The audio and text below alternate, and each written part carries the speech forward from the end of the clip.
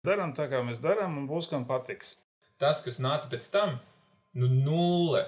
Pulkvedis Bolšteins nošāvās tajā mājā. Es nevienu eiro izmantojot tās telpas nesamaksāju. Arhitektūra ir dzīves scenogrāfija.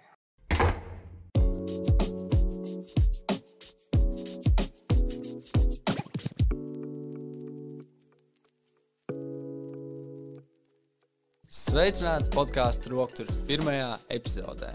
Šīs sezonas laikā kopā ar jums būsim mēs, šī podkāstu vadītāji, Artūrs un Elzbete.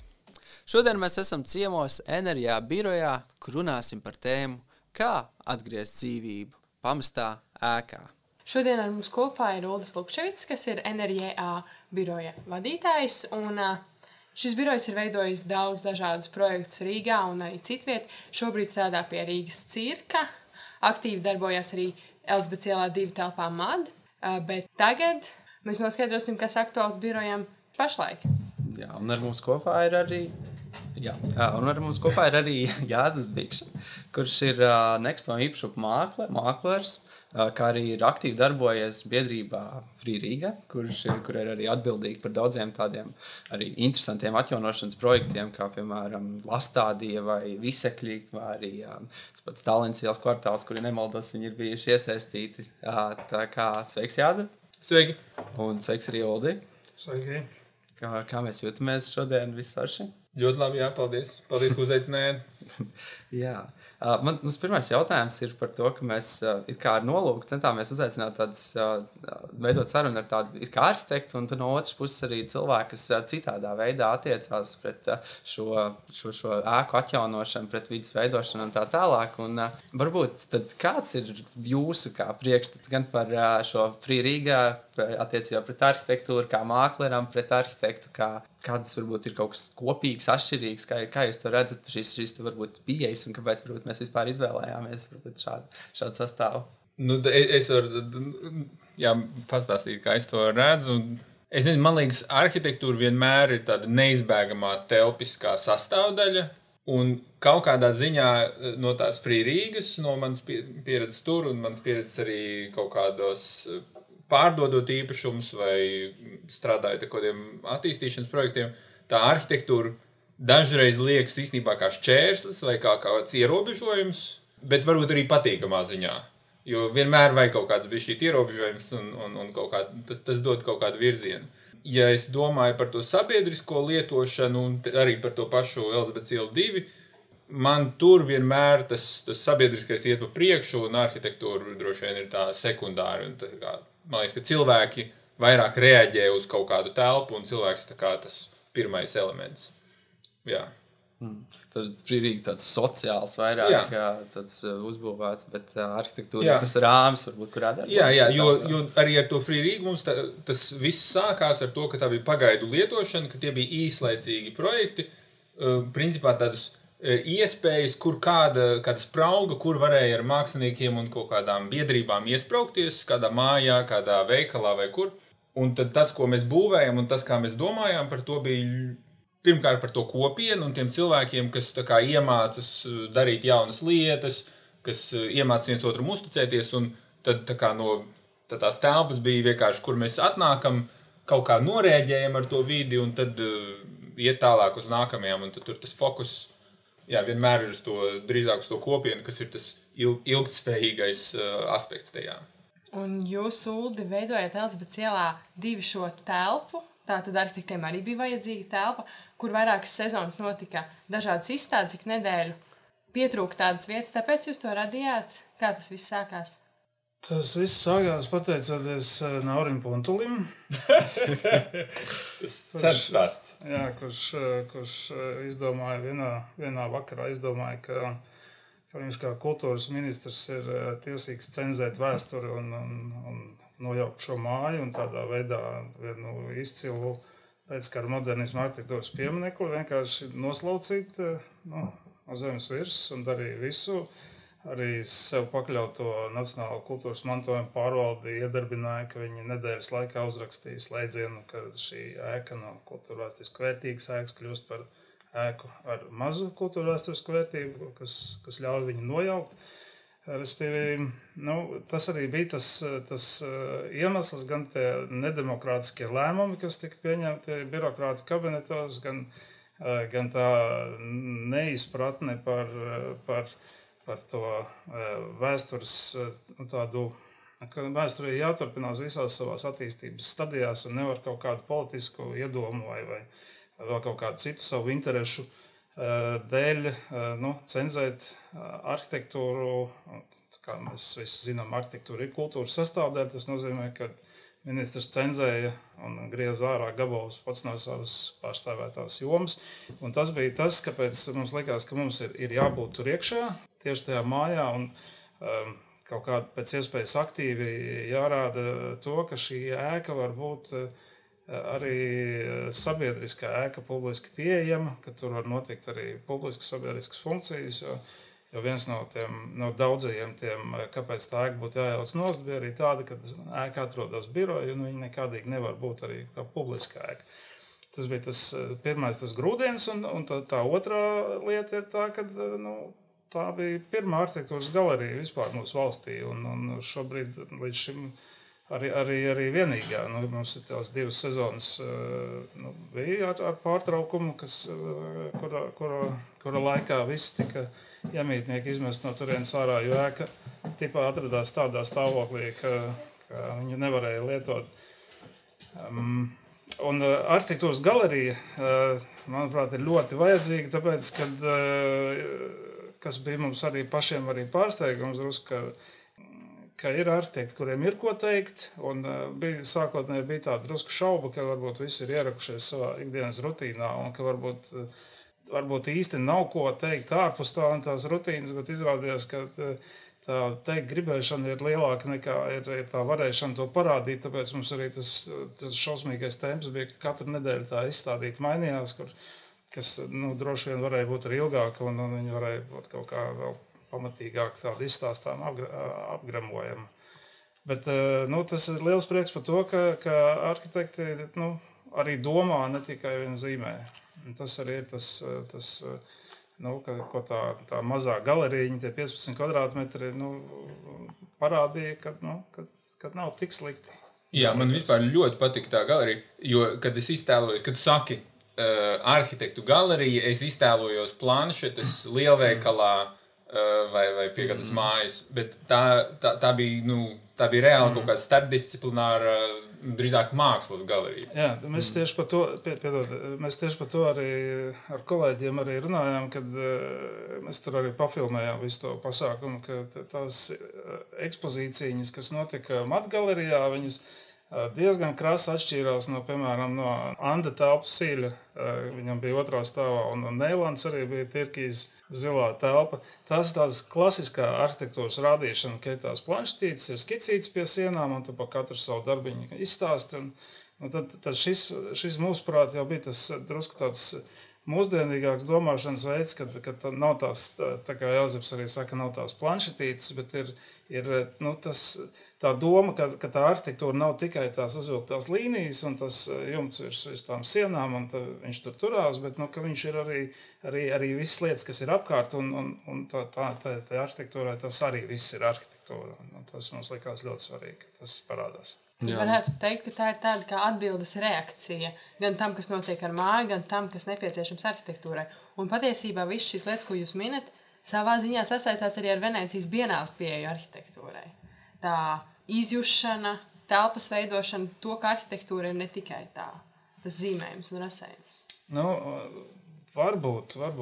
Venēcijas bienāle, man liekas, arī ir izsmēlusi sev gan brīz jau pavisam, un viņa iet uz beigām diezgan straujiem soļiem. Tas ir tāds politizēts liels pasākums, kur gadās ļoti reti tādi uzplaiksnījumi, kas ir kaut kā tādi tiešām garšīgi.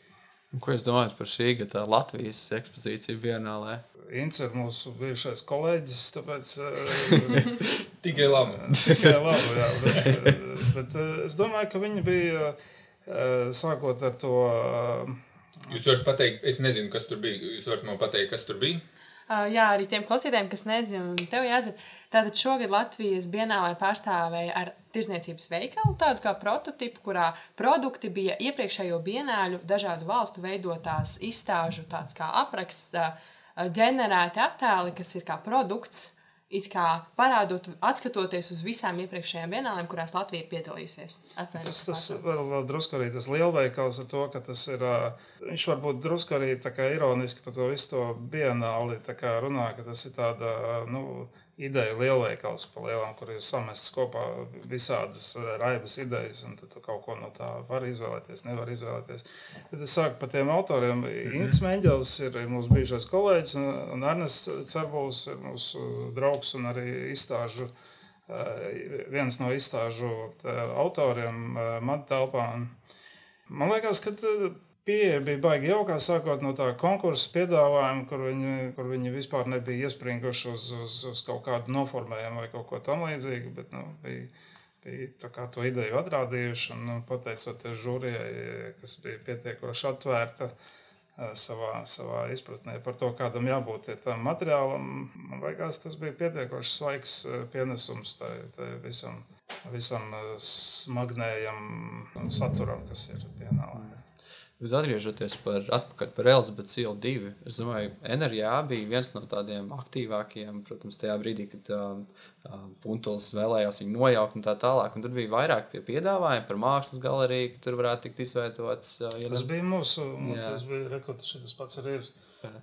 Mada ir māksla, arhitektūra, dizains, un mums bija šitādu to grafisko priekšlikumu par to, kā šajā mājā izvietot šādu te muzeju, kur katrā no tiem 3 zariem vienā būtu māksla, viena arhitektūra, viena dizains, un pa vidu būtu tas kopējais sinerģijas punkts, kur visi varētu satikties, un tas varētu tur būt tāds milzīgs pienesums tai pašai kultūras jomai un arī kultūras ministrijai. Tādu piedāvājumu ar visiem plāniem un schēmām mēs uzdāvinājām Puntulim, Bet tagad tajā mājā, tad mums bija mēs ar Jāzepu, mēs dalījām kopā vienu spārnu, tātad šajā mājā bija iemājojuši dažādi, jebkurš varēja būtībā šeit iegūt tās telpas, tur bija tāda kā brīvā teritorija, nedaudz tāds saudabīgi, sabiedrības tur tāda pašorganizēšanās un, katrā ziņā ļoti, ļoti interesanti, bet man šeit es gribēju dzirdēt jūsu viedokli, kā tomēr viens no tiem cilvēkiem, kas visvairāk ir tomēr iesaistījies tajā mājā, vai arī tu iesaistījies tajā mājā kā Rīgas laika projektā un kā tu vērtē, vai tas bija veiksmīgi, vai tas rezultāts bija tāds, ko varbūt tu biji cerējis kā parādīt, ka tai mājai vēl projām ir pielietojums. Jā, es piedalījos tāpat kā Jāzeps. Jā, es arī esmu vainīgs. Mums pat bija kaut kādi mītiski nosaukumi, tur arī kaut kādas galvas mēs bijām tajā pasākumā. Bet Arnim Rītupam bija tā vīzija, bija tāda sakāpināta, tāda plaša. Un, man iepriecināja tas, ka viņš, piemēram, ar savu to draugu loku un savu entuziasmu spēja nedēļas laikā dabūt līgumu no valsts nekustamiem īpašumiem, kas principā nav reāli, piemēram. Tas bija pilnīgi burvestības.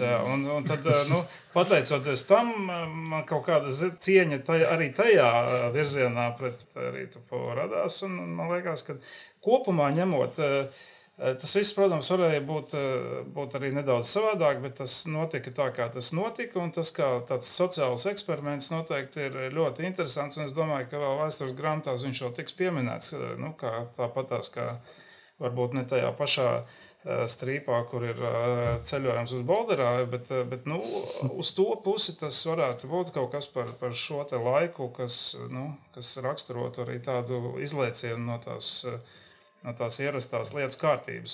Protams, tur būtu ierēģiem un lēmējiem būtu daudz vienkāršāk uztvert šo te mesidžu, ja būtu kaut kādām komanda ar zemes cilvēkiem, kas palīdzētu tiem fantastiem kaut kādas zemes lietas darīt tādā ierēģiem un valdībai saprotamā veidā. Nu, tas noteikti palīdzētu to projektu turpināt, bet vai tas vispār bija plānos? Vai tas bija iespējams? Vai tas bija iespējams, vai tas bija plānos, tas ir drīzāk varbūt jautājums Arnim. Un kā tev Jāzef šķiet, tāds šis Rīgas laika projekts par brīvo teritoriju, par kaut kādu alternatīvo pilnīgi tur sabiedrības, tur sociālo eksperimentu un tā tālāk. Nu, tas būtu vēlreiz iespējams. Man liekas, ka tas bija kaut kas tāds vienreizējs pasākums ļoti daudzajādā ziņā. Man kaut kādā ziņā arī tas viss pasākums tiešām iedvesmoja. Es biju pārsteigts, ka tas ir iespējams. Jo es biju kādu laiku jau redzējis, kā Rīga dara lietas, kā Rīgā tur nevalstiskās organizācijas, kā viņas tur kaut ko dara. Arnis pārkāpa visus noteikumus. Tas bija tāds, es negribu teikt cirks, ne sliktā ziņā, tas bija tāds spektakls. Muļķmāja. Un man tiešām bija interesanti piedalīties. Es par laimi neņēmu tur nekādu, jo tur bija daudz tiešām, kā Udu saka, tāda intensīva tāda komunikācija un tāda visādi spilgtu momenti. Es to visu tā mēģināju ļoti viegli un laist caur sevi, un man bija ļoti patīkami. Es joprojām jūtu kaut kādu tādu pozitīvu iespēju no tās mājas, man liekas, Es biju šausmīgi pārsteigts par to, ko it kā no mums kā pavalsniekiem, jo arī mēs kopā ar studentiem mēs izveidojām savu to telpiņu, un tad tās tie lūgumi bija tik ļoti, man likās, ka tas diezgan liels apjoms, un tad pat laikā bija arī tie cilvēki, kas reāli tur dzīvoja tajās mājās, kas bija pilnībā pārvākušies, tur kā ar saviem birojiem. Es varu īsti pateikt to struktūru, kas man arī, kad es atnācu, man likās vienkārši fascinējoši, ka Arnis Rītups ir ienācis Elzbetes ielā 2, es nezinu, cik kvadrātmetru mājā tur, tu zini, cik viņi liela? 14,000 kvadrātmetru ēka Rīgas vidū. Un viņš katru darba dienu reizi apaļā stundā laiž iekšā cilvēkus izvēlēties telpas. Un cilvēki apskatās telpas un var atsūtīt Arnim izziņu par to, ka viņš grib kaut kādu telpu un ko viņš darīs tajā telpā. Arnis viņiem atbild, un tad tie cilvēki var atnākt uz ceremoniju un tā kā pieņemt to telpu. Jā, no tiem cilvēkiem tika sagaidīts, ka viņi principā darīs kaut kādu savu ideju, ko viņi ir uzrakstījuši tajā SMS. Bija kaut kādi līgumi, bet man liekas, ka principā ar tiem cilvēkiem, kas bija kļuvuši par valdniekiem, principā visi, kas aizrakstīja izziņu, paņem to atslēdziņu, sāk izmantot telpu, viņi kļūst par valdniekiem. Ar viņiem nekāda līguma, man liekas, tur baigi nebija. Jā, bija kaut kādi lūgumi no tiem cilvēkiem, viņus tika sagaidīts, ka viņi nāks uz tur pasākumiem, ka viņi pildīs kaut kādas tur, kas, es nezinu, tu varbūt atceries kaut ko. Tas bija teātris, jāiestudē. Bija jālasa skalbes 15. Apļi bija, es atceros, vēl jāzīmē kaut kādi. Bija jāzīmē apļi. Ja kādam šis izklausās nesaprotami, tā tas ir normāli, jo tas bija pilnīgi nesaprotami. Nekāda maksa nebija. Es nevienu eiro izmantojot tās telpas nesamaksāju, un cik es zinu, arī neviens cits baigi nesamaksāja.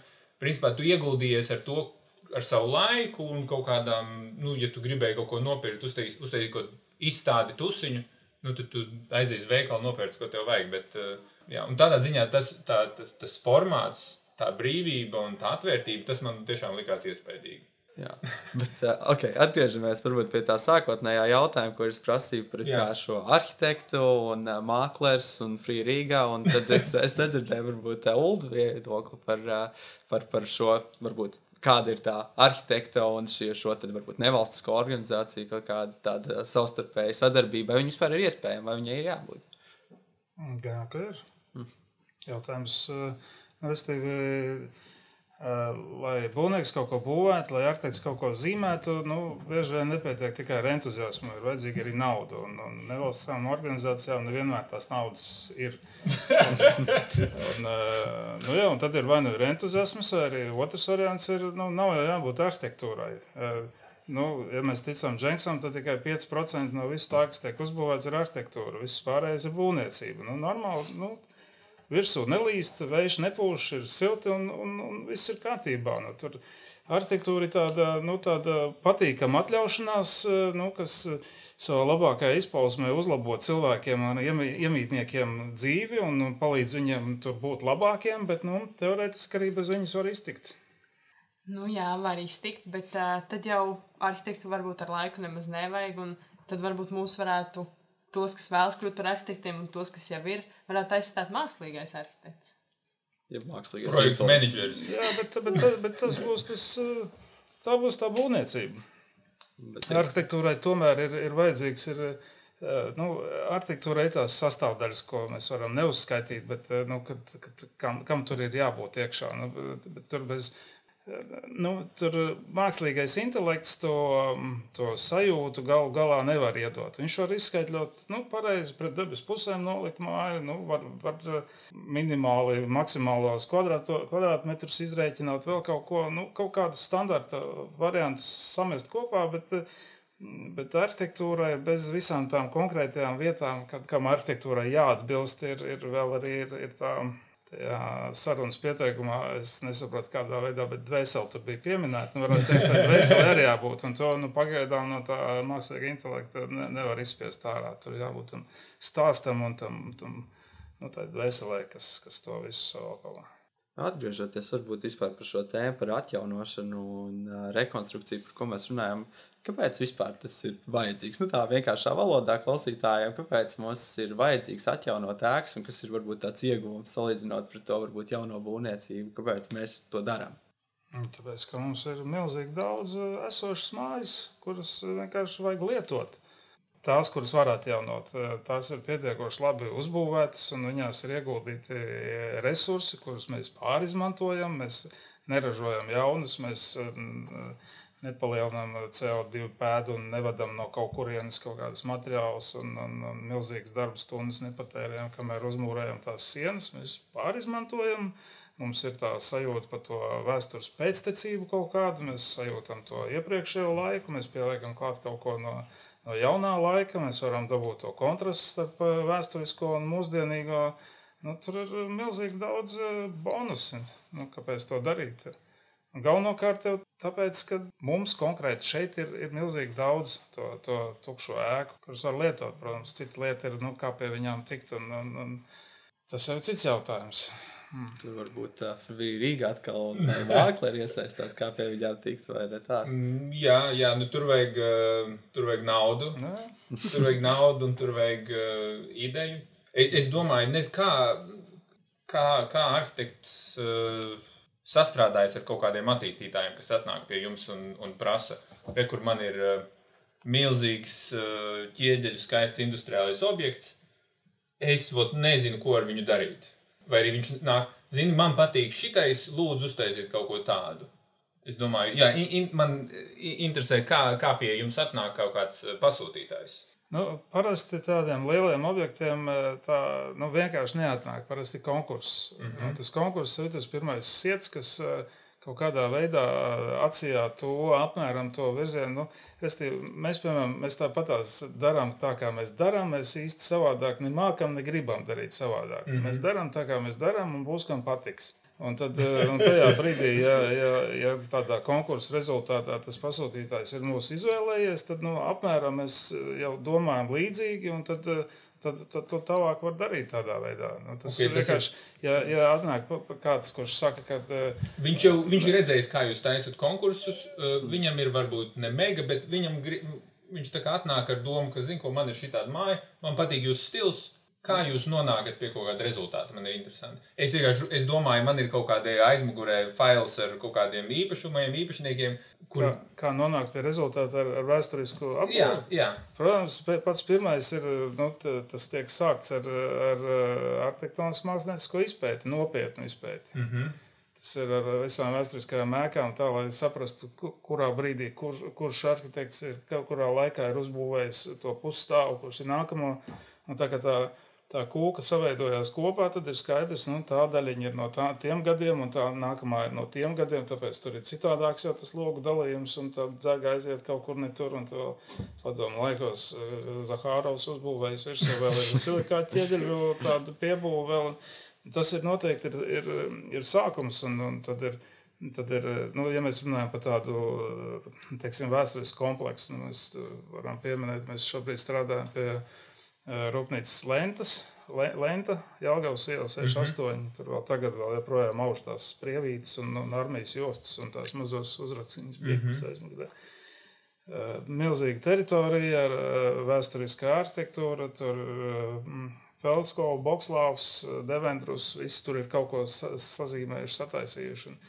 Un tad mēs sākam ar to, ka mēs saprotam, lai vispār tur kaut ko darītu, kas no tā viss ir jānojauc, tie sekundārie pasākumi, un tad ir aptuveni tā telpu programma, un tad jau var sākt mēģināt skatīties pa to lielo konceptu, piemēram, vai mēs vispār laižam iekšā teritorijā automašīnas, vai viņas mēģinam dabūt cilvēku brīvu to pasākumu, vai mašīnas pazemē, vai kaut kādā veidā tam līdzīgi.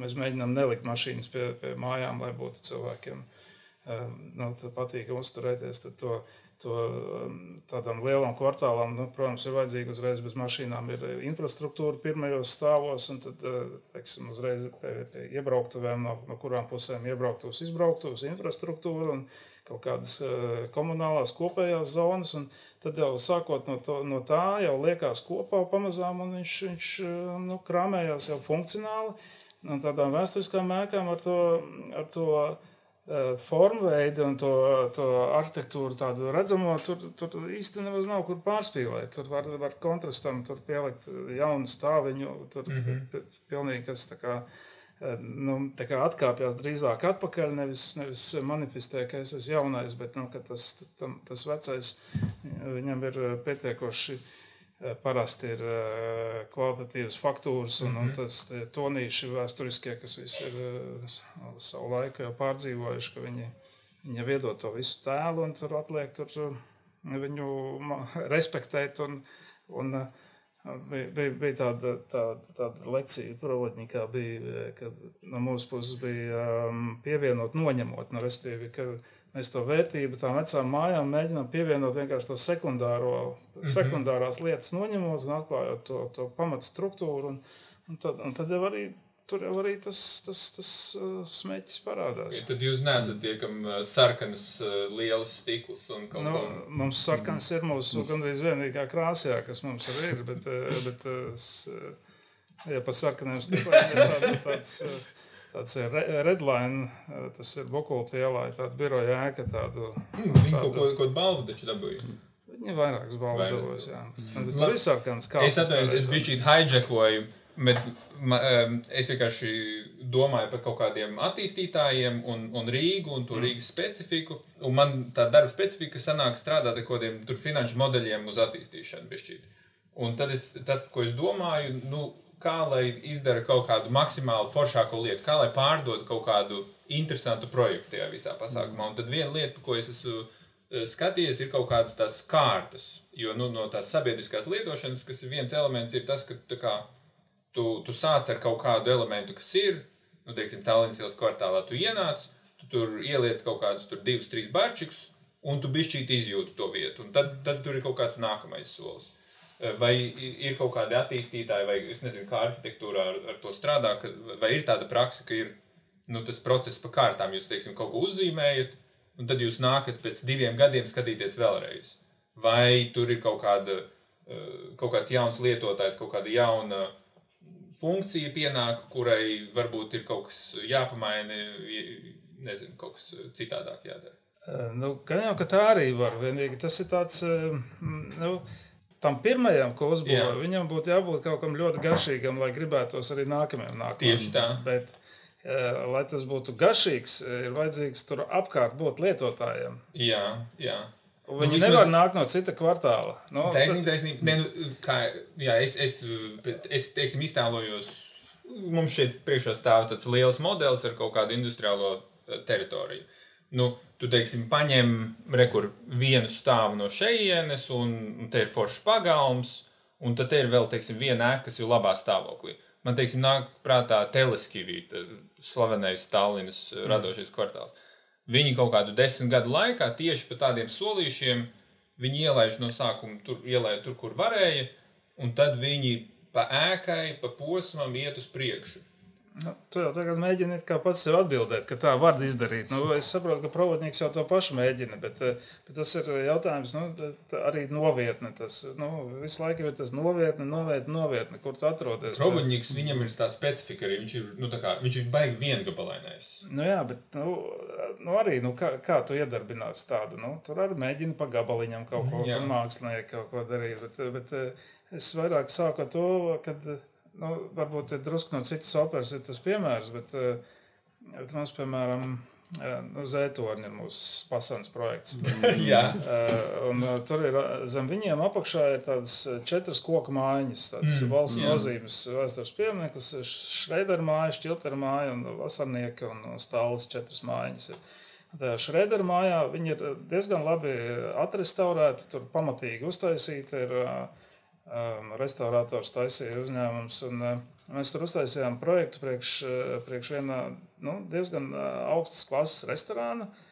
Tajā laikā tas bija Maskavas restorāns, ķēde tāda, un mēs to projektu uztaisījām, bet viņi vēl projām tur nav ienākuši iekšā, jo tas viņu tajā nodoma līgumā bija, ka viņi nāks tikai tad, kad puse būs pilna no torņiem ar cilvēkiem. Tas ir arī zinām atbildi par to, ka nevar tajā mājiņā ielikt kaut kādu labu lietu iekšā, ja tur apkārt nav to lietotāju, kas viņu uzreiz varētu iegriezt. Tam ir jābūt tomēr ir bišķi. Bet šis interesants piemērs. Es teiktu, ka man vienkārši loģika būtu, telpa jau ir, tur vajag kaut ko, kas ir pirms ir puse. Algoritms skaidrs, pēc puses ir skaidrs. Kas notiek pirmajā pusē? Jā, bet to var darīt visdrīzāk tad, ja tā telpa ir tāda, kā viņa ir, un neko viņa īsti nedarīt, vienkārši viņu, lai par komunāliem...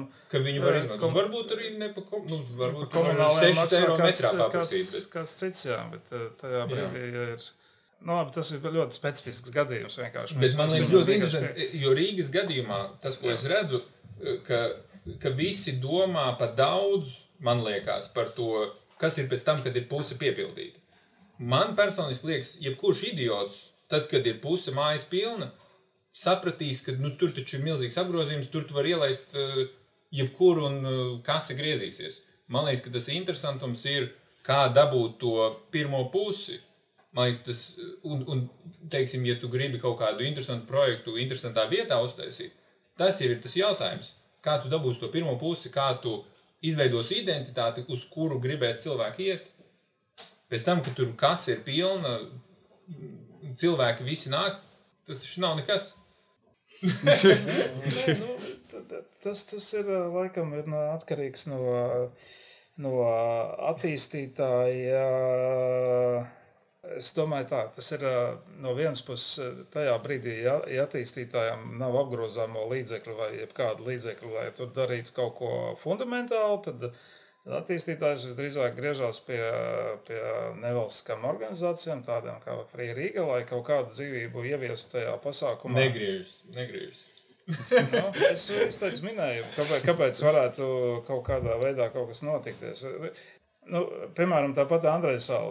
Viņa arī viss tas iepriekšējais pasākums bija tāpēc, lai tas vārds skanētu vienkārši, lai viņš kaut kādā veidā tur nebūtu vienkārši degradēta teritorija, bet tur kaut kas notiktu vienkārši. Andreja Sala ir interesants piemērs. Bet man liekas, es tieši to Kristapu Puķīti, kas tas Dirty Deal čalis, mēs ar viņu bijām kaut kādā pasākumā par tā kā projektu fail vakars bija mums. Un tad es ar viņu kaut ko runājos bet man liekas, ka viņš man stāstīja, kā viņiem tur gāja. Viņi vispār nepaņēma to identitāti, to Andreja Salas, teiksim, ka viņi uzbūvēja kaut kādu to jēgu tajā Andreja Salai. Tas, kas nāca pēc tam, nulle no tā, kas bija pirms tam. Tur atnāca kaut kādi krievu restorāni, vai neteiksim, augstas klases restorāni, kas, tā kā tu neizmanto tos čipus, kas tur ir ielikti. Bet tas ir, mums tieši šodien iznāca tepat birojā runāt ar Maksu Čekotu. Šobrīd zvaigžņoto jau restorānu īpašnieku. Un viņš teica, ka tā ir tāda specifika, ka ir tās restorānu, piemēram, ķēdes, kuru īpašnieki ir finansisti. Viņiem pilnīgi vienalga, kas ir bijis iepriekš, vai tas restorāns strādās pusgadu vai gadu. Viņš vienkārši strādā, viņš ir viņa Excel tabulās iekšā, pēc gada viņa mierīgi viņu likvidē un ir nākamais. Es zinu schēmu. Nu, tu zini to schēmu taču, protams. Un tajā brīdī nav runa par kaut kādu iedibinātu identitāti. Vienkārši viņi tajā brīdī, ka viņi redz, ka tur kaut kas notiek, viņi to vietu akceptē, ka viņi tur varētu būt teorētiski, jo tur kaut kur cilvēki jau ir sākuši plūst. Kas būs pēc tam, vai kādi mākslinieki ir bijuši pirms tam, viņus pilnīgi neinteresē. Viņus interesē tikai tāds cilvēku plūsmiņi, kas tur ir gājusi. Bet tas nav tā kā tomēr, daudziem cilvēkiem, ka tomēr viņiem ir grūti to, tā kā viņiem nav varbūt tik svarīgi tas, lai tur ir kaut kāda tā, varbūt tas mantojums, tā vēsture, tā kā viņiem nopārdot to, kā to atjaunošanas projektu, ka tā kā, uzbūvēt lielāk, vairāk, augstāk, attīstītāja puses tieši, ka tā kā, varbūt nav tik liela interese, vai ir tieši interese par tādiem atjaunošanas projektiem un tādu tā kā saglabāt to, kas tur ir bijis un to esošo. To saglabāšanu, tā lielākā problēma ir tā, ka tas lielākoties iznāk dārgāk nekā uzbūvēt jaunu. Bet uzbūvēt jaunu, tur tas nevienmēr sanāk kvalitatīvāk tādās, iespējams, var dabūt to kvalitāti, bet cilvēkiem jau sevišķi šeit uz vietas dzīvojot, nav mums tā aristokrātija. Mēs esam tik seni, cik esam, un tomēr gribās kaut kādu to pamatīgumu, to vēstures pēctecību, kaut kādu tādu apzināties, un kad tas arī senā lieta tā, kad es esmu sastāvdaļa turpinās kaut kādā veidā. Viņi varbūt pat neizteikti, bet kaut kādā ziņā, kaut kādā zemapziņā viņa tomēr ir, kad tas pamatīgums ir tajā vecajā. Man šķiet, ka mēs vispār dzīvojam tādā diezgan interesantā brīdī, kad es gribētu teikt, ka tā manu vecāku paudzi nosacīt, viņi ir tā kā tas senais, tas pamatīgais, tas tur ir vēl pirms padomju laika un tā, un mēs tagad it kā esam tajā paudzē, kur mēs pēkšņi uzskatām, ka, cik pēkšņi, bet mēs redzam, ka tur tas padomju laika, tur tās rūpnīcas, tas ir pamatīgums, ka pamatīgums ir varbūt arī kaut kāda tā arhitektūra, kas ir no tieši šī padomju laika, kas varbūt iepriekš nav likusies kā tāda vērtība un tā tālāk. Un, man liekas, ir tāds kā, pārmaiņu laiks par to, kas ir tā kā svarīgs un kas ir tā vēsture, ko ir vērts saglabāt un ko nav vērts saglabāt. Bet pat padomu laiku jau arī tā ir, kad tur nemaz nav tik daudz ko saglabāt. Tur neviens netaisās tā godīgi pat dzīvojamos visus rajonus saglabāt. Kaut ko jau bišķīt... Varbūt, bet tā atkal nav īsta arhitektūra. Tur varbūt tādā ģenerāla plāna, tādā mērogā var runāt par kaut kādu pilsētu būvniecisku arhitektūru, bet tieši no arhitektūras to saglabājumu lietu jau ir ļoti nedaudz no tā pēckara modernisma vai padomu laika nosacīt sauktā. Tur gan, bet ar to paši netiek galā. Netiek galā, jo ir tāda iedibinājusies tāda kārtība, kā organizācija, kam būtu it kā tas arhitektūras mantojums tā kā jāsargā un jātur rūpi mantojuma pārvalde, kultūra vēsturiskā mantojuma pārvalde. Viņi ar Dambi kungu priekšgalā diezgan ir ik pa brīdim negatīvi izsakās par pēckara modernisma arhitektūras piemēriem. Un tur tā attieksme ir, šī pārvalde tika dibināta, lai sargātu to bulvāru loku un tā laika arhitektūru. Viņi tika dibināti tajā padomu laikā kā reiz, un viņi līdz ar to tas uzdevums viņiem nav īsti mainījies. Viņi ir dzīvojuši dibināti tajā laikā un eksistējuši tajā laikā, kad tāpat tā arhitektūra, padomu laika nosacīta arhitektūra, pēckara modernisma arhitektūra, kas tagad būtu jāsargā, bet viņi to kaut kā automātiski vairs neuztver par savu to sargājumu objektu, jo tas jau noticis tad, kad viņi jau ir bijuši kā institūcija nodibināti. Jā, tur jau laikam tā lieta, ka tie kultūras pieminekļi, viņi jau lielākoties ir tomēr tās senās ēkas un ka kaut kā tajā, netik senajā vēsturē, kas varbūt ir tas laiks, man liekas, dažiem cilvēkiem ir varbūt nedaudz aizķērušies, ka tas ir tā, vismaz vai tagad, nevis tagad. Jā, priekš manas paudzes arī, es jau arī neesmu dzīvojis padomju laikā nevienu dienu, un man tas padomju mantojums arhitektūras, kultūras ziņā viņš liekas sarežģīts, bet noteikti vērtīgs. Un tāpēc arī man liekas, es ļoti simpatizēju ar to medu, to visu ideju par Elizabetes iela 2 ir kultūra vēsturisks piemineklis un ka viņa ir kaut kas saglabājums un mums nevajadzētu tur viņu nojaukt un pazudināt. Es vēl 2014. gadā birojas NRA bija kuratori Venecijas bienālē, un mums tā tēma bija par neuzrakstītā grāmatā Britanijā par pēckara modernismu arhitektūru Latvijā, kur mēs pirmo reizi mēģinājām apkopot to informāciju par tā laika arhitektūru, jo tāda monogrāfijas vēl līdz šim nekādas nav izdotas par tā laika arhitektūru un kādiem principiem, kas būtu jāpielieto, ko mēs varam nojaukt, kas mums noteikti ir jāsargā, kas ir tās vērtības, ko mēs nedrīkstam aiztikt, lai to vēsturisko pēctecību saglabātu. Tā mūsu izdotā grāmata, kas toreiz tika izdota tāds ķieģelīts, viņa arī līdz šim brīdim ir vienīgā pa to laiku. Un pēc šīs Venecijas bienāles mēs 11 objektus sagatavojām un iesniedzām kultūra vēsturiskā mantojuma pārvaldē pieminekļa status piešķiršanai. Un no tiem 7 vai 8 tas nosaukums arī tika piešķirts. Tā kā. Man liekas, ka viena sarežģītā lieta ir interesanti, ko Uldis par to saka, ka ar to padomju mantojumu viņam ir tāds traumatisks aspekts. Tas, ka tu vari nedēļas laikā noņemt Rīgas vidū kultūra vēsturiskajai ēkai statusu, to var izdarīt tikai, ja tev ir nereāls bailes no tā. Ja tur ir kaut kāds, ka tas ir iedves šausmas tur. Vai otrs variants vai ir politisks pasūtījums? Es varbūt nav izcilsmēs to pašu uzvaras pieminekli. Tas ir Rīgas vidū milzīgs objekts, neapšaubām kultūra vēsturisks objekts. Tas, ka tu vari viņu nojaukt un pamatot sabiedrībā un uzgavilēt par to, tur ir kaut kāds, manuprāt, tāds traumatiskais aspekts no tā padomju mantojuma un atrast, kura padomju māja un kurš padomju mantojums ir, teiksim, foršs vai tur ir kaut kas cildināms vai es nezinu, kā tur izvēlas tos unikāls, autentisks, bla, bla, bla, bla, bla, un kas ir kaut kas, ko mums vajadzētu izdzēst no vēstures. Vai vispār vajag kaut ko izdzēst no vēstures? Kaut ko varbūt vajag. Bet... šis varbūt ir tāds diskutabls tieši par to pieminekli, jo tas bija tā kā, tas propagandas ierocis, tā vairs nav arhitektūra.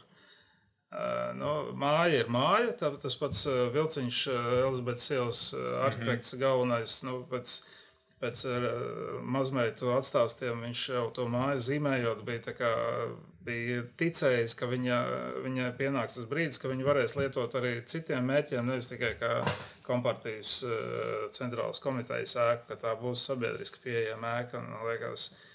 Bet to pieminekli tu vari darīt, ko gribi. Tu viņu īsti citu jēgu viņam nomainot cipariņus vai vēl kaut kā piešķirt nevar. Viņš tāpat būs tas, kas viņš ir. Viņu varētu, protams, kā mākslas objektu, mums arī bija tāds plāns, ka viņi varētu tur apaudzēt ar zaļumiem, ka tie zaļumi vienkārši viņu pārņem, viņš aiziet vēsturēt savādākā veidā. Tā noteikti varēja darīt, bet... Ar gaismām, ar telpu. Bet tas atkal ir tas politiskais brīdis, kad politiķi saprata, ka tas ir tas brīdis, kad viņi var izšaut un tad... nevar kavēties. Tu teici, ka nevar iedot citu jēgu un nomainīt cipariņus, bet man liekas, ka šausmīgi interesants piemērs ir strēlnieku laukums. Tas piemineklis ar tiem 3 strēlniekiem, tas kādreiz bija sarkano strēlnieku laukums, visu, ko tur izdarīja, nomaina cipariņus, pasaka, ka tie ir nevis sarkanie strēlnieki, bet tie strēlnieki, kas cīnījās par brīvu Latviju. Viss dāna piemineklis ir, jēga paliek, un viss priecājās un domā, kā mēs patriotiski... Te var par šito arī var gari runāt īstenībā. Strēlniekiem, Mēs, man liekas, vienreiz arī parunājām par šito atklāšanu. Tieši par strēlnieku laukumu? Nē, par uzvaru. Jo es varu atzīties, ka man likās tāds garlaicīgs un neforšs solis nojaukt. Es gribētu, lai rīdznieki, lai latvieši spēj kaut kā transformēt tās lietas un atrast tās jaunās jēgas, nodarboties ar kaut kādu dzēšanu. Man bišķi kauns par to. Bet vai nav tā, ka, piemēram, arī tajā pašā atkal pie tā strēlnieku laukuma, tur ir tas bruņinieks, tas jau arī bija, ja nevalās Meinārs, neatceros, kā viņi sauc, bet viņš bija arī kaut kāds tāds izteikts, tas vācu, tur tas kolonismu simbols bez mazvai, nu tā kā, nu tas taču ir konkrēti piemineklis tam, kad tur ir noticis pirms tam, bet tas, man liekas, ir kaut kā jau aizgājis tajā vēsturē, kur tas vairs nav tik traumatiski, un mēs mazliet to, nezinu, uztveram kā pašsaprotam, bet tad, kad tas ir padomu laiks, tad mēs... Nē, tur, piedod, ka es pārdaudu, bet man liekas, tur nav runa par to, ka tas ir padomu laiks, bet tas par uzvaras piemēram, tas notiek šeit un tagad. Tas ir vienkārši, tas tiek asociēts ar šī brīža Krieviju un šī brīža Krievijas darbības, viņas ir tādas, kādas viņas ir, un tas tiešā veidā turpinās. Par tiem bruņiniekiem un vispārējo tā jau ir tā kā vēstures liecība, bet šis konkrēti ir kā šī brīža aktuāls politisks iedarbības līdzeklis.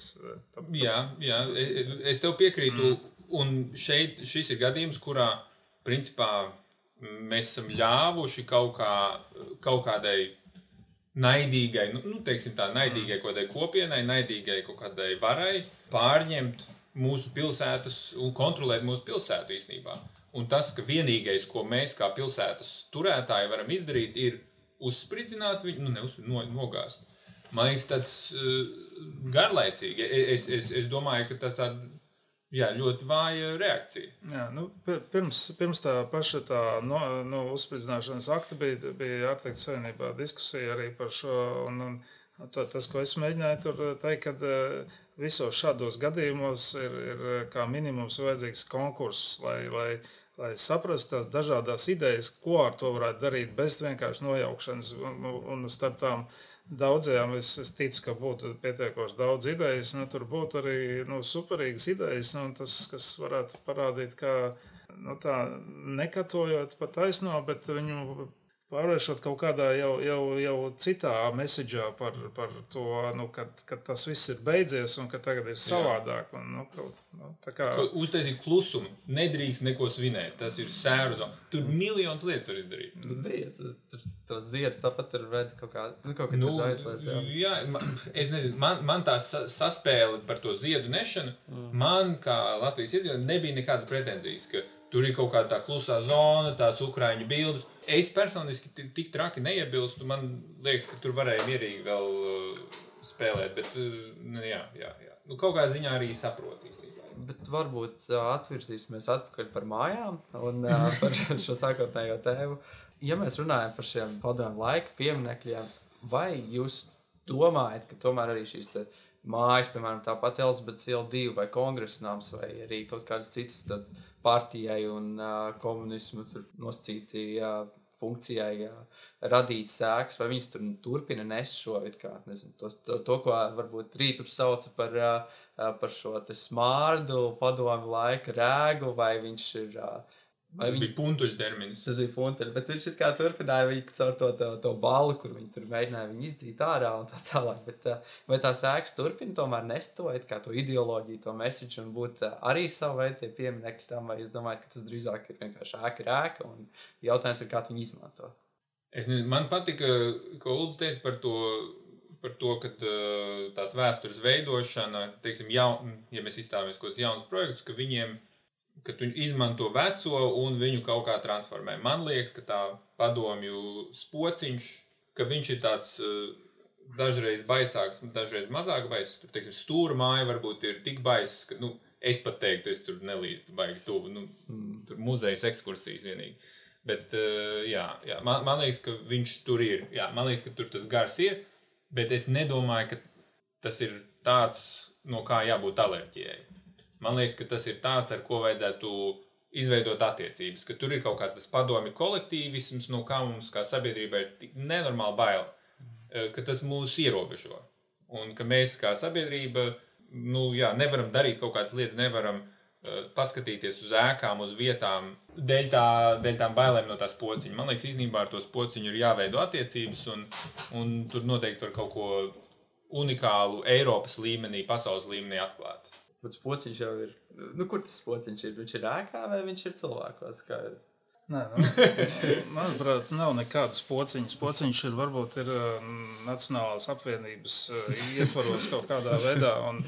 Un tas, kāpēc ir tās komunistiskās partijas ēkas pārsvarā tie pieminekļi tikai tāpēc, ka tas bija vienīgais pasūtītājs tajā laikā, kam bija resursi, kas varēja piesaistīt tā brīža labākās tehnoloģijas un materiālus, un arī arhitektus, un uzbūvēt kaut ko tādu, kas ir pietiekoši kvalitatīvs šobrīd, un tāpēc tās redzamākās un tās kvalitatīvākās ir tās partijas būvs. Viņas ir uztveramas tikai kā sava laika, kvalitatīvāk saglabātās ēkas, un viņām ar tā laika ideoloģiju ir ļoti maz sakars šajā brīdī jau. Un tajā brīdī, kad būs pirmais piemērs, ko izdosies kvalitatīvi renovēt, izdarīt tā, lai tā pēckara modernisma ēka būtu arī energoefektīva un viņa nebūtu sačakarēta, viņa to savu apjomu nezaudētu un to savu materialitāti nezaudētu, bet iegūt tās jaunās kvalitātes. Tajā brīdī cilvēki sapratīs, ka tas ir foršs veidojums, kuram ir savas arhitektoniskas kvalitātes, un viņš ir arī šodien lietojams. Bet to neviens līdz šim nav izdarījis, un to valsts varēja izdarīt ar Elizabetes ielu, jo tas, atšķirībā no daudziem citiem gadījumiem, tas ir valsts īpašums, valsts zeme. Un tāpat kultūras mantojuma pārvalde varēja pirmo reizi rādīt visiem pārējiem investoriem, kā tādu pēckara modernismu arhitektūras pieminekli forši renovēt, sataisīt, uztaisīt, ka tā būtu radīt no viņas lietojama pērle, bet to iespēju gan ministrija, gan pieminekļu inspekcija pārdirs. Bet varbūt tagad labs piemērs būs filharmonija. Tas tomēr ir... Kādā ziņā labs? Tādā ziņā, ka latviešu arhitekti, Mailīts un Marks ir ok, bet no tās mājas jau tur nekā nebūs vairāk. Tā ir viena siena, un tas arī ir viss. Tas ir iekodēts šajā vietas izvēlē, kas... vieta gandrīz tika izvēlēta jau demokrātiskā veidā, bija Lietuviešu birojas Maška. Viņiem jau nebija šī kongresa nama. Kongresa nams parādījās tikai tāpēc, kad Rīgas pilsēta saprata, ka viņi to savu iecerēto koncertu zāli, viņam nav naudas tur uzbūvēt, tad viņi ieliec it kā tajā pēdējā vilcienā un piestartēja ar šo novietni. Šī novietni, manuprāt, absolūti nav labākā novietne, un tās mājas tur nekas nepaliks pāri. Būs koncerta zāle, varēs ar balvas kurpēm aiziet no taksometru uz turieni, tas viss būs, bet tā ģertmaņa ēkas tur vairs nebūs nekādā veidā. Bet es gribu mest izaicinājumu vai apstrīdēt to. Manuprāt, nav labu piemēru, tāpēc, ka, piedod, bet tu skaties uz to bez tā sociālā, bez tā ideoloģiskā aspekta. Un tur kaut kas vienkārši pazūd, jo tas nav tikai materiāls. Tur ir kaut kādi tie nemateriāli aspekti, kas ir man liekas, ar kuriem ir jāizveido kaut kādas attiecības, un kur ir kaut kas, ar ko ir kaut kā jāapspēlējas. Jo kamēr vieni saka, ka tur ir ēkas, un vieni saka, ka tas ir tikai ķieģeļu čupa, tur kaut kas pa vidu, nevar neko izdarīt ar to. Es nesaprotu, tev bija divi, kas viens teica, ka ķieģeļu čupa, otrs teica, ka ēkas, un tas ir viss. Es saku, ka ir kaut kas pa vidu, jā. Tu saki, Elizabetes iela 2 ir vienkārši materialitātes kaut kāds objekts, ka viņa ir tur uzbūvēta māja, un viņa tur ir. Un Puntulis saka, tas ir padomju ļaunums šajā mājā. Es te pārspīlēju, protams, Puntulis tā nesaka. Bet, ka tur ir kaut kāds ļaunais rēks no padomju laiku komunistiskās partijas.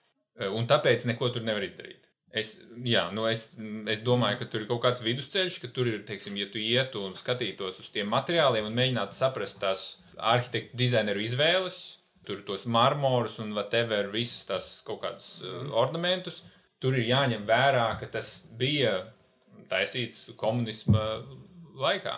Okay, bet es pieņemu, ka tu zini arī to vēsturi, kāpēc tā māja tieši tāda un savādāka. Zinu kaut ko šo to. Marsels Brejers un komanda Parīzē UNESCO mītni bija pirms dažus gadus pirms šīs ēkas uzbūvējas tieši šādās pašās formās. Tas bija tas modernisma idejas, modernisma laiks, tas stabiem paceltais apjoms, plakanie jumti, brīvais plānojums, šī trīszaru forma.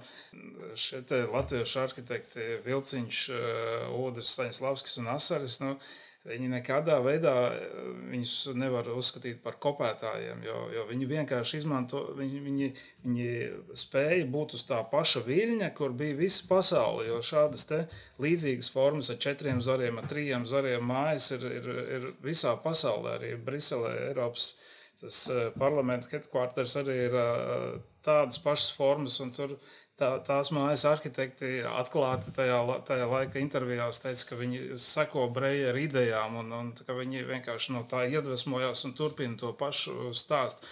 Tas nav runa par padomju kaut kādu arhitektūru. Tā jau ir tāda pasaules tā laika modernisma arhitektūras tendence, kurā, piemēram, šiem arhitektiem viņi spēja būt tajā līmenī.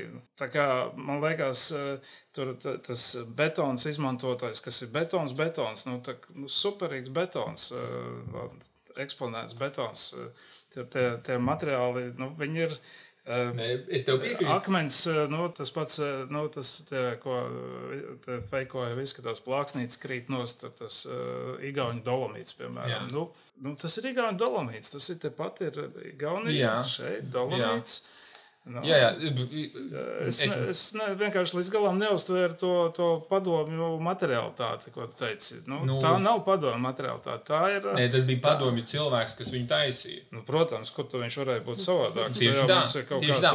Un tas padomju cilvēks, es nezinu kā, es neesmu arhitekts, es neesmu veicis tur mākslinieko izpēti, bet tur ir kaut kāda tāda veselība. Bet izpēti ir veikta, Līva Garkāja ir veikusi, viņi ir ļoti nopietni izpēta, un tur ir atzīts, ka ēka ir vērtīga, ir autentiski saglabājusies, un viss ir kārtībā.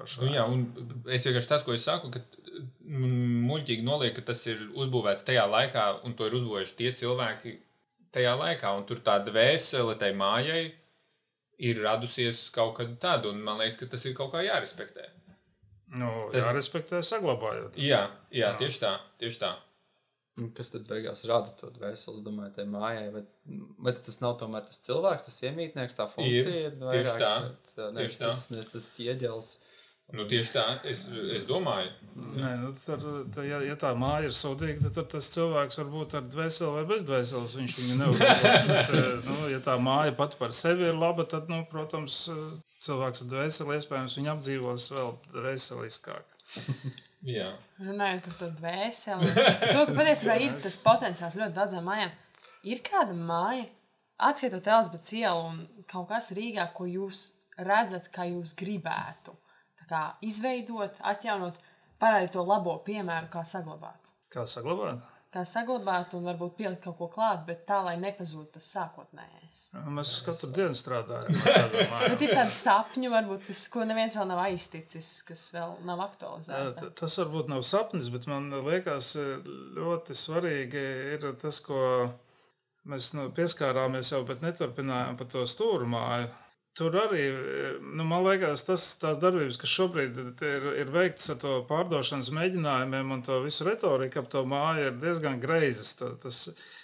Tur atkal nav bijis konkurss, kas parādītu vīziju, kā to var izdarīt, kā tas muzejs var būt valsts īpašumā un eksistēt atsevišķi ar to, kas viņam ir. Un tā visa pārējā milzu māja, tā ir 96% ir vienkārši pārējā māja, tas muzejs ir maziņš.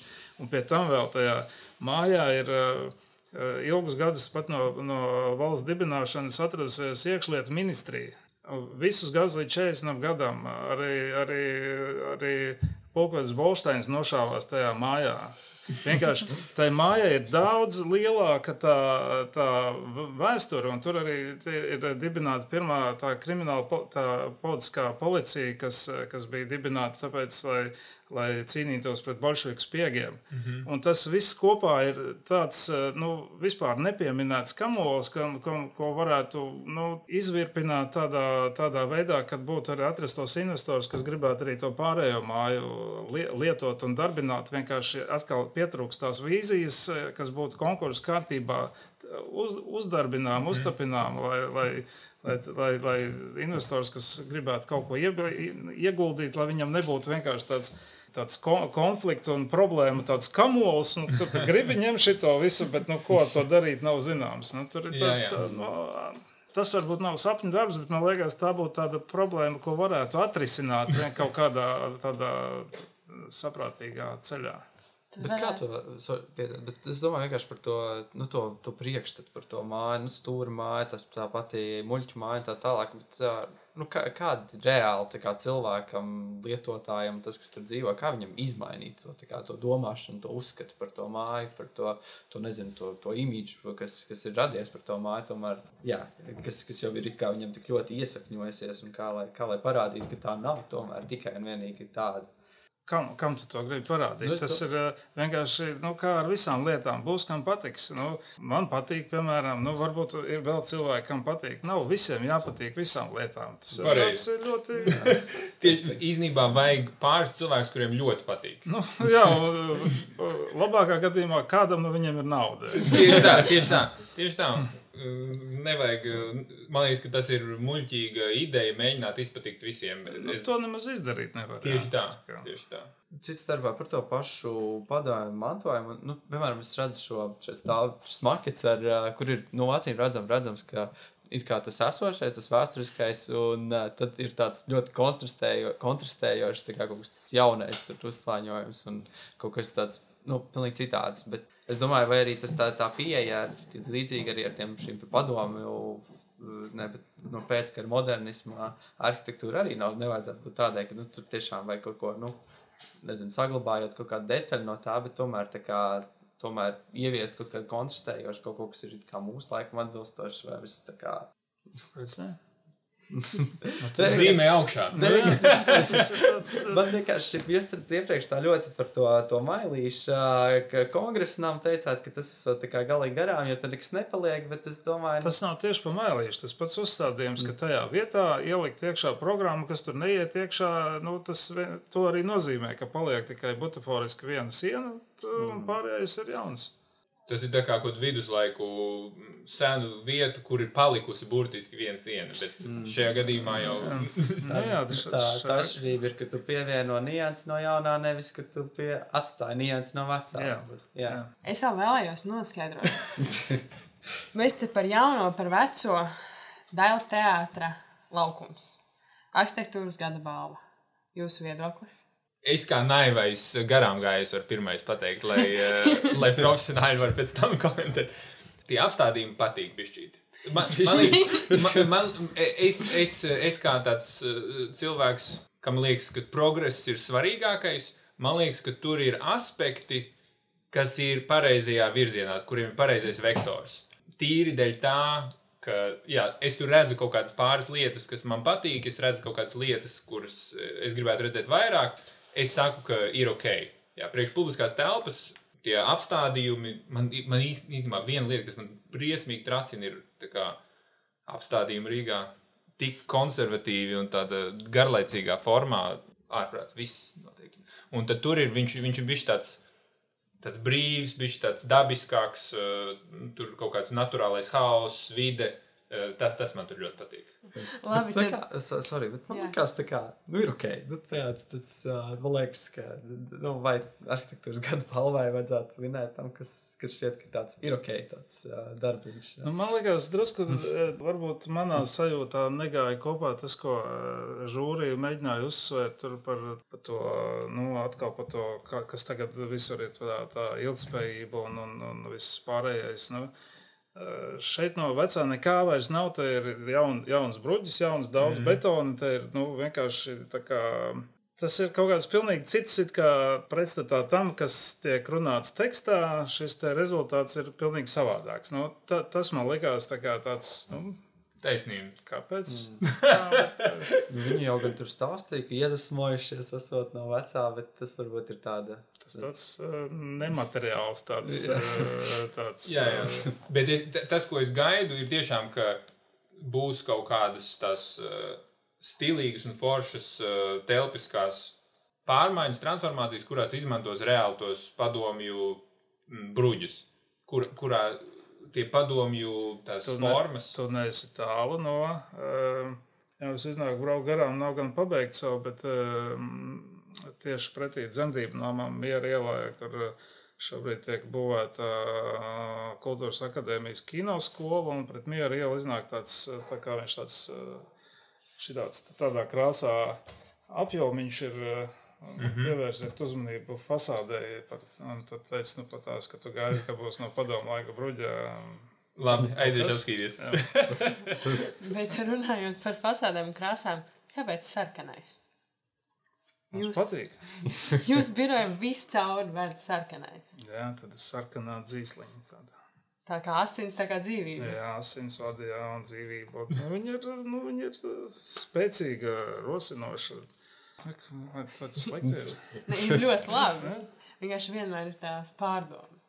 Kā var izvēlēties to vienu krāsu un tik ļoti uzticīgi pie viņas turēties? Mums ir tā, ka mēs katru reizi mēģinām izvēlēties krāsas, un sākotnēji mums ir dažādas krāsas, bet beigās mēs tāpat nonākam pie tām, kas ir jau garšīgas un pārbaudītas.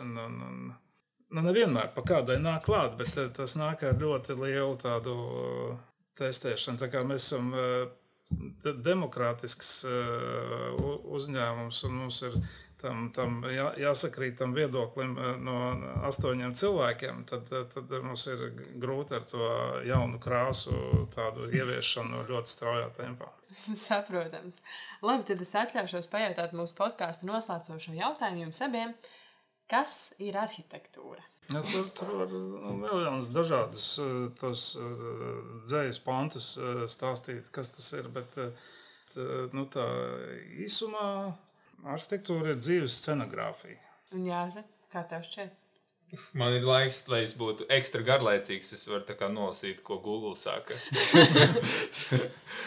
The art or practice of designing and constructing buildings. Man liekas, ka tu vari garlaicīgi un celt kā nemākslu un baigi par to nedomāt, bet man liekas, ka... Man vienkārši šķita, ka tas ir fantastiski, cik ļoti dažādas ir tās atbildes uz to, kas ir arhitektūra. Tad man šķiet, ka tas parāda, cik ļoti dažāda ir arhitektūra. Ka tā kā robežas, man liekas, ka tai gan nav atbildē, kas ir arhitektūra, un tāpēc arī robežas nav tam, kas vispār ir arhitektūra.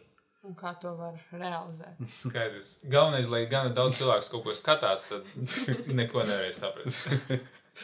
Labi, paldies. Šajā podkāstu sērijā kopā ar jums bija es Elizabete, Artūrs, mūsu viesi Jāzeps un Uldis Lukševits. Paldies! Paldies! Paldies! Nākamajā epizodē kopā ar Gunti Grabovski mēs noskaidrosim, vai viegli būt arhitektam. Jūs klausījāties podkāstu Rokturs. Vairāk par jaunām epizodēm meklējiet podkāstu Instagramā podcasts.rokturs. Podkāstu veido Alise Grebeņuka, Elizabete Dreimane, Artūrs Dāvis Bieziņš, Marija Ozola, Dominiks Cipkins un Toms Martins Šaķis.